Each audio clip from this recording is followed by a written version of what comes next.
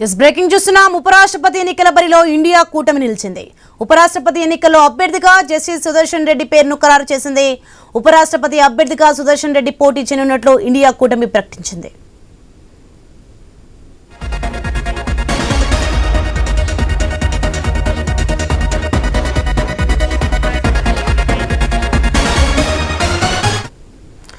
ఉపరాష్ట్రపతి ఎన్నికల బరిలో ఇండియా కూటమి నిలిచింది. ఉపరాష్ట్రపతి ఎన్నికల్లో అభ్యర్థిగా జస్టిస్ సుదర్శన్ రెడ్డి పేరును ఖరారు చేసింది. ఉపరాష్ట్రపతి అభ్యర్థిగా సుదర్శన్ రెడ్డి పోటీ చేయనున్నట్లు ఇండియా కూటమి ప్రకటించింది. రైట్, ఇదే అంశానికి సంబంధించి మరింత సమాచారం మా ప్రతినిధి ఏవై స్వామి ఫోన్లలో అందిస్తారు. స్వామి, ఉపరాష్ట్రపతి ఎన్నికల బరిలో ఇండియా కూటమి నిలిచింది. మొత్తానికి ఏంటి, దీనికి సంబంధించిన డీటెయిల్స్ ఏంటి?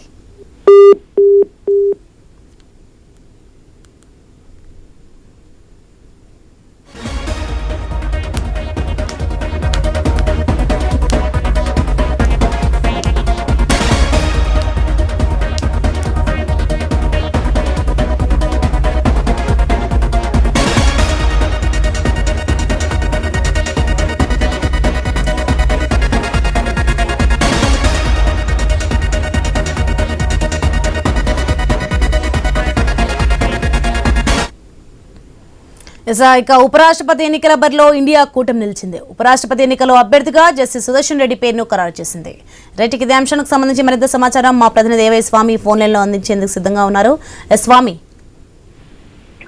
అంటే ఉపరాష్ట్రపతిగా జగదీప్ ధన్ఖడ్ రాజీనామా చేసిన తర్వాత ఒకవైపు ఎవరిని ఈ ఎన్నికలకు అభ్యర్థి నిలబెడతారని చెప్పేసి కూడా అందరూ కూడా ఆలోచిస్తున్న తరుణంలో ఎన్డీఏ కూటమి ఒకవైపు రీసెంట్ గానే ఒకవైపు తమ కూటమి అభ్యర్థిని ప్రకటించింది. దీంతో ఇప్పుడు కౌంటర్ గా ఇండియా కూటమి కూడా తమ ఇండియా కూటమి అభ్యర్థిగా ఒకవైపు ఇటు ఇండియా కూటమి అభ్యర్థిగా జస్టిస్ సుదర్శన్ రెడ్డి పేరును ప్రకటించింది. సుదర్శన్ రెడ్డి ఇప్పుడు మొన్నటి వరకు కూడా గతంలో ఇదే గౌహతి చీఫ్ జస్టిస్ గా పనిచేశారు. 2007 నుంచి 2011 వరకు సుప్రీంకోర్టు జస్టిస్ గా పనిచేశారు. తెలంగాణకు చెందినటువంటి సుదర్శన్ రెడ్డి ఒకవైపు ఆయనకు ఎంతో న్యాయ నిపుణుడిగా పేరుంది.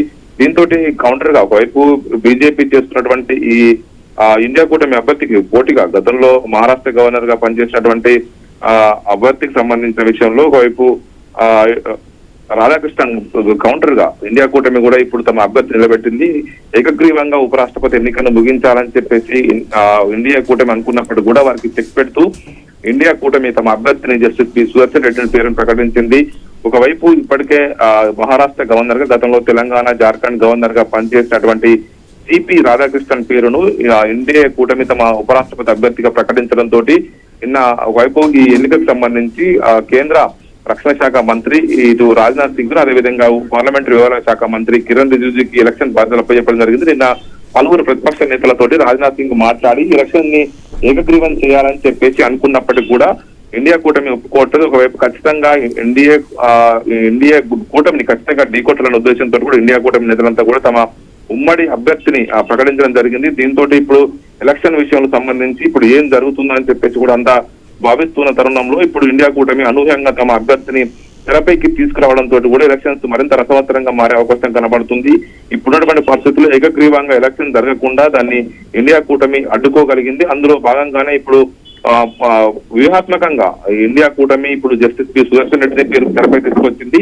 సౌత్ ఇండియాకి చెందినటువంటి సిపి రాధాకృష్ణన్, తమిళనాడు చెందినటువంటి రాధాకృష్ణన్ కి ఒకవైపు ఉపరాష్ట్రపతిగా ఎన్డీఏ కూటమి అవకాశం ఇవ్వడంతో ఇప్పుడు గతంలో ఒకవైపు మొన్నటి వరకు కూడా ముఖ్యమంత్రి రేవంత్ రెడ్డి ఇటు బండారు దత్తాత్రేయ లాంటి బీజేపీ నేతలకు అవకాశం ఇవ్వాలని చెప్పేసి ఎన్డీఏ కూటమి నేతలకు సూచించారు. కానీ ఇప్పుడు కౌంటర్ గా తెలంగాణకి చెందినటువంటి సుదర్శన్ రెడ్డి పేరును తెరపైకి తీసుకొచ్చారు. దీంతో ఇప్పుడు ఎలక్షన్ అత్యంత రసవత్తరంగా మారే అవకాశం ఉన్నది. ఇక ఏకగ్రీవం అనే పరిస్థితి లేకుండా పోయే అవకాశం కనబడుతుంది. ఒకవైపు ఎలక్షన్ సంబంధించిన విషయంలో నామినేషన్ దాఖలు చేయడం కోసం ఈ నెల 21వ తేదీ లాస్ట్ డేట్ ఉండడంతో కూడా దాంతో ఇప్పుడు పార్టీకి సంబంధించినటువంటి ఇటు ఇండియా కూటమి ఎన్డీఏ కూటమి రెండు కూటములు కూడా తమ బలాబలాలను ఒకవైపు ప్రయోగించే అవకాశం కనబడుతుంది. అందులో భాగంగానే ఒకవైపు ఎప్పుడు లేని విధంగా ఈసారి అనూహ్యంగా ఒకవైపు రెండు కూటములు కూడా పోటాపోటీకి ఎలక్షన్ ని వాడుకునే అవకాశం కనబడుతుంది. ఒకవైపు రీసెంట్ గా జరిగినటువంటి పరిణామాల నేపథ్యంలో ఒకవైపు ఇటు ఎన్డీఏ కూటమి నుంచి సిపి రాధాకృష్ణన్ అవకాశం ఇస్తే ఇప్పుడు ఇండియా కూటమి జస్టిస్ సుదర్శన్ రెడ్డిని తెరపై తీసుకొచ్చింది. తెరపై తీసుకురావడంతో కూడా ఇప్పుడు ఎలక్షన్ అత్యంత రథోత్తరంగా మారే అవకాశం కనబడుతుంది. ఇవాటి నుంచే వైపు మొన్నటి నుంచి నామినేషన్ దాఖలు చేయడం కోసం అవకాశం ఉంది. ఈ నెల 21వ తేదీకి ఉపరాష్ట్రపతి ఎన్నికలకు సంబంధించిన విషయంలో నామినేషన్ల గడువుకు చివరి రోజు 22వ తేదీన నామినేషన్లను పరిశీలిస్తారు. 25వ తేదీన నామినేషన్లకు ఉపసంహరణకు గడువు ఉంది. సెప్టెంబర్ 9వ తేదీన ఉపరాష్ట్రపతి ఎన్నిక జరుగుతుంది. అదే రోజు ఒక కౌంటింగ్ జరుగుతుంది. లోక్సభ రాజ్యసభలో కలిపి ప్రస్తుతం ఎంపీల సంఖ్య 786 మంది ఎంపీల సంఖ్య ఉంది. ఉపరాష్ట్రపతి గెలవాలంటే ఒకవైపు 394 ఓట్ల బలం అవుతుంది. దాంతో ఎన్డీఏకు 2 సభల్లో కలిపి 422 మంది ఎంపీల బలం ఉంది.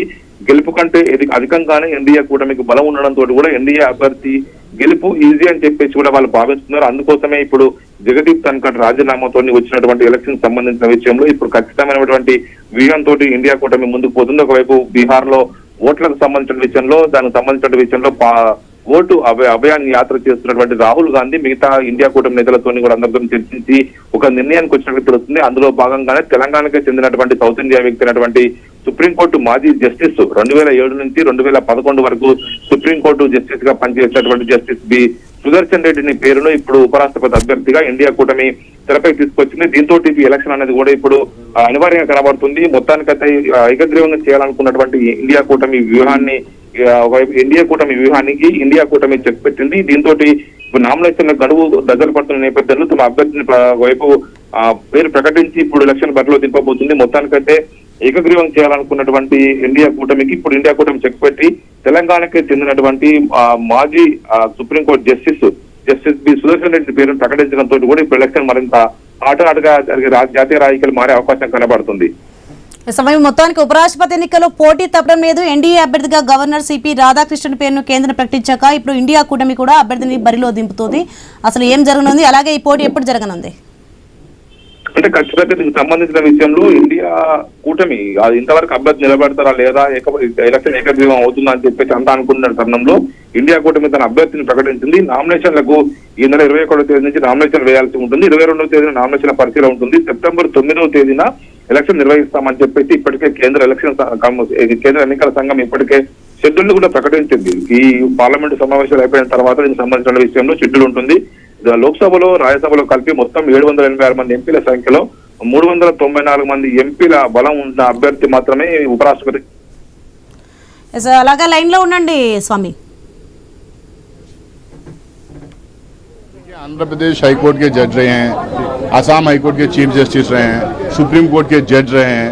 ये कॉन्स्टिट्यूशनल वैल्यूज़ को, सोशल जस्टिस को, रिप्रेजेंटेशन को, इन तमाम चीज़ों को लेके उन्होंने पूरी लंबी लड़ी है उस ज़माने से आज तक. ये हमारी लड़ाई आज देश में आइडियोलॉजिकल लड़ाई चल रही है. हर पद के लिए आइडियोलॉजिकल लड़ाई चल रही है. और पिछले हमारे एक्सपीरियंसेस थे उसमें हम लोग को लगा कि कॉन्स्टिट्यूशन को जो अपहोल्ड करता है, उसके वैल्यूज़ को जो सिम्बलाइज करता है, उस वैल्यूज़ को जो रिप्रेजेंट करता है, वैसे आदमी को डालना चाहिए. इसीलिए इस कैंडिडेट को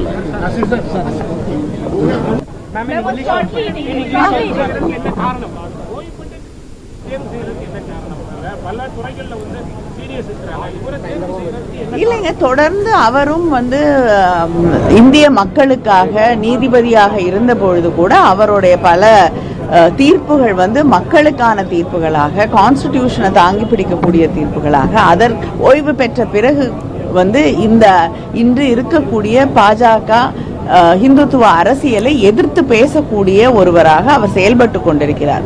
அதனால அவரை எல்லோரும் ஒருமித்த கருத்தோடு தேர்ந்தெடுத்து நிறுத்தியிருக்கிறோம்.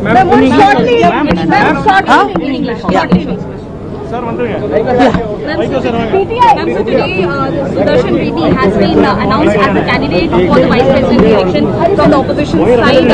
What's your take? Why he has been chosen? Any political messaging which the opposition is trying? No, the political message is this is an ideological struggle, ideological fight. So the opposition parties, all the parties come together to choose one single candidate as against a candidate who comes from a Hindutva background, RSS background, and we are opposing the BJP candidate. And this is a divisive politics which they've been trying to propagate in this country. And that is what our answer to that is to bring in a person who values the constitution. They are trying to do away with the constitution. They've never respected the constitution or the parliament. the candidate which the opposition has chosen is a person who respects the constitution of this country and also the people of this country. People who care about this country, people who believe in the democracy and it has to be upheld, will definitely vote for the opposition candidate, Mr. Sudarshan Reddy. Thank you. The CPR is also from Tamil Nadu, so election against Tamilian versus Tamilian. This is an ideological fight. It's much larger than that. And just because you have a candidate from Tamil Nadu doesn't mean the BJP cares about Tamil Nadu, the Tamil language or the values of Tamil Nadu and the people of Tamil Nadu. They haven't not allotted the funds which Tamil Nadu has been asking for. They don't care about the language. They're imposing Hindi and even our history. They're trying to rewrite it. So what respect do they have actually for the people of Tamil Nadu? Nothing. Thank you.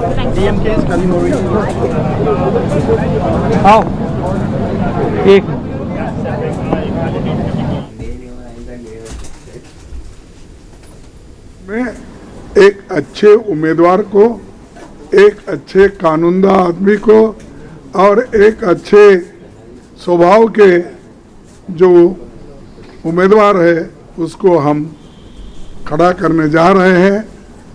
वो इसलिए मैं आपके सामने 4 line पढ़ूंगा। इस व्यक्ति का भी व्यक्तित्व भी मालूम होगा और ये उनकी कार्य का आपको परिचय भी होगा। Shri B Sudarshan Reddy garu is one of the India's most distinguished and progressive jurists. He has had a long and eminent legal career, including as judge of the Andhra Pradesh High Court. Breaking చూస్తున్నాం. ఉపరాష్ట్రపతి ఎన్నికల బరిలో ఇండియా కూటమి నిలిచింది. ఉపరాష్ట్రపతి ఎన్నికల్లో అభ్యర్థిగా justice Sudarshan Reddy పేరును ఖరారు చేసింది. ఉపరాష్ట్రపతి అభ్యర్థిగా సుదర్శన్ రెడ్డి పోటీ చేయనున్నట్లు ఇండియా కూటమి ప్రకటించింది. ఉపరాష్ట్రపతి ఎన్నికల్లో పోటీ తప్పడం లేదు. ఎన్డీఏ అభ్యర్థిగా గవర్నర్ సిపి రాధాకృష్ణన్ పేరును కేంద్రం ప్రకటించాక ఇప్పుడు ఇండియా కూటమి కూడా అభ్యర్థిని బరిలో దింపుతోంది. సుప్రీంకోర్టు మాజీ న్యాయమూర్తి జస్టిస్ బి సుదర్శన్ రెడ్డిని అభ్యర్థిగా ఏఐసీసీ చీఫ్ మల్లికార్జున ఖర్గే ప్రకటించారు. పార్లమెంట్ ఉభయ సభల్లో ఎన్డీఏకి స్పష్టమైన మెజార్టీ ఉన్నప్పటికీ పోటీ ఇవ్వాలనే ఉద్దేశంతో సుదర్శన్ రెడ్డిని తెరపైకి తెచ్చింది కాంగ్రెస్ పార్టీ.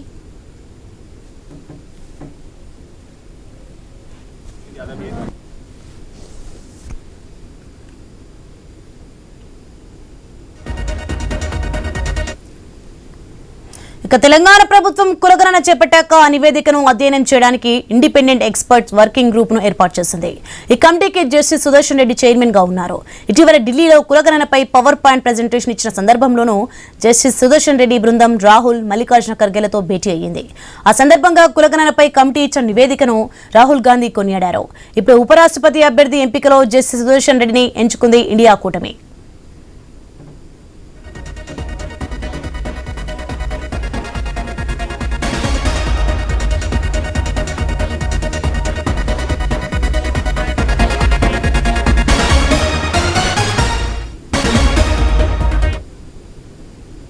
उनका चुनाव किया है इंडिया अलायंस के सभी नेताओं ने, तो मैं समझता हूँ बहुत शानदार चुनाव होने जा रहा है और देश का लोकतंत्र बचाने के लिए जो लोकतंत्र में बेईमानी हो रही है, जो संविधान को लगातार हमले बोले जा रहे हैं, उन तमाम चीज़ों को बचाने के लिए ये चुनाव हो रहा है और चुनाव में इंडिया अलायंस और विपक्षी लोग जीत के आएंगे।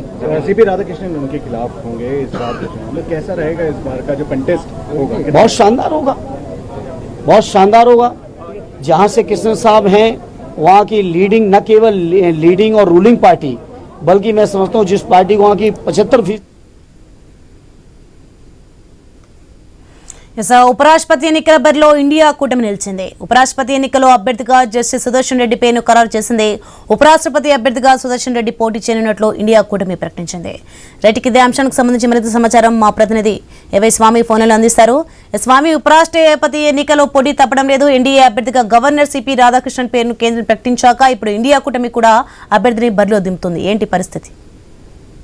అంటే ఎలక్షన్స్ ఏకగ్రీవం అవుతామని చెప్పి అందరూ అనుకుంటున్న తరంలో ఇండియా కూటమి తమ అభ్యర్థిని ప్రకటించింది. ఒకవైపు ఆర్ఎస్ఎస్ బ్యాక్గ్రౌండ్ ఉన్నటువంటి వ్యక్తి, తమిళనాడుకి చెందినటువంటి సిపి రాధాకృష్ణను ఇప్పటికే మహారాష్ట్ర గవర్నర్ గా పనిచేస్తారు. గతంలో బీజేపీ తమిళనాడు శాఖ అధ్యక్షులుగా పనిచేశారు. 2 సార్లు కోయంబత్తూర్ ఎంపీగా పనిచేసినటువంటి సిపి రాధాకృష్ణన్ కి ఎన్డీఏ కూటమి ఒకవైపు ఉపరాష్ట్రపతి అభ్యర్థిగా ప్రకటించడంతో కూడా దాన్ని ఎలక్షన్ ఏకగ్రీవం కావాలని చెప్పేసి ఇండియా నేతలు భావించారు. ఇటు తమిళనాడుకి చెందినటువంటి ఇండియా కూటమి నేతలు డిఎంకే కావచ్చు, మిగతా పార్టీ నేతలందరూ కూడా ఇటు సౌత్ ఇండియాకి చెందినటువంటి జస్టిస్ పి సుదర్శన్ రెడ్డి పేరును తెరపై తీసుకొచ్చి ఇండియా కూటమి అభ్యర్థిగా ప్రకటించారు. దీంతో ఇప్పుడు మేము ఏకగ్రీవాన్ని కాదు, మేము ఒక ఐడియాలజికల్ వార్కు మేము వైపు దీన్ని చూస్తున్నాం తప్ప వేరే కాదని చెప్పేసి కూడా తమిళనాడుకి చెందినటువంటి కనిమూలి కావచ్చు, మిగతా నేతలంతా కూడా స్పష్టం చేస్తున్నారు. ఎన్డీఏ ప్రభుత్వం, బీజేపీ సర్కారు తమిళనాడులో తమిళ భాష విషయంలో కావచ్చు, తమిళ సంస్కృతి విషయంలో మాకు గౌరవం ఇవ్వట్లేదు, ఖచ్చితంగా దీని విషయంలో మేము